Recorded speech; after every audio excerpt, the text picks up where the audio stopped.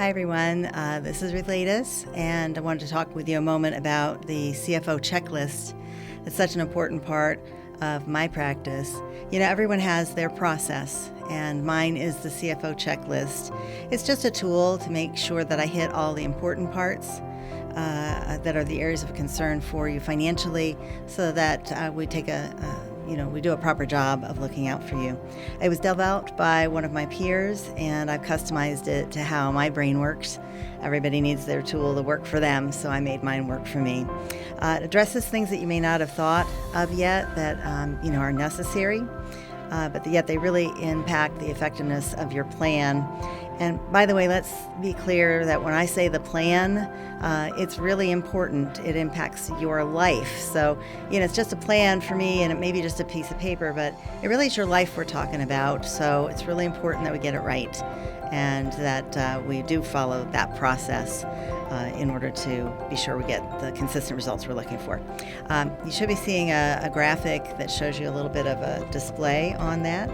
And let me describe the process then. So in these CFO checklist meetings, I do two of them. The first one is the first line of protection, and everyone, 100% of the clients get the CFO checklist part 1. And that goes over the first line of protection. That would be, what are your insurances looking like? Do you have home? Do you have auto? Do you have an umbrella? Do you need an umbrella? Do you have protection for your health? And your income stability. Those are the 4 areas that are just the most important to hit first, because most of people in their lifetime, they look at insurance as an expense item, and it's really not. It's a protection item. And so it's not about buying the cheapest insurance, it's about buying the right coverage. And that's not always the cheapest coverage, right? But it's important that you buy what you should have to cover the need. And let me give you a quick example of that. Let's say you've spent a lifetime putting your nest egg together, and let's say you've got $1 million. Well, if you buy an auto insurance that has $10,000 worth of coverage, guess what happens if you have an accident and somebody gets hurt? After that first $10,000 of coverage, they're coming to you. And if you have $1 million, guess who now has $1 million, and it's not you, right? So it's really important to have the asset protection that product gives you. So sometimes it's very necessary.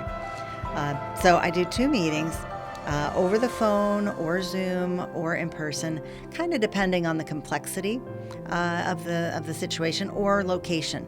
Right? If I'm in Florida and you're in Ohio, we're definitely doing a Zoom meeting, unless for some reason I'm traveling that direction, or if it's if it's something that's extraordinary.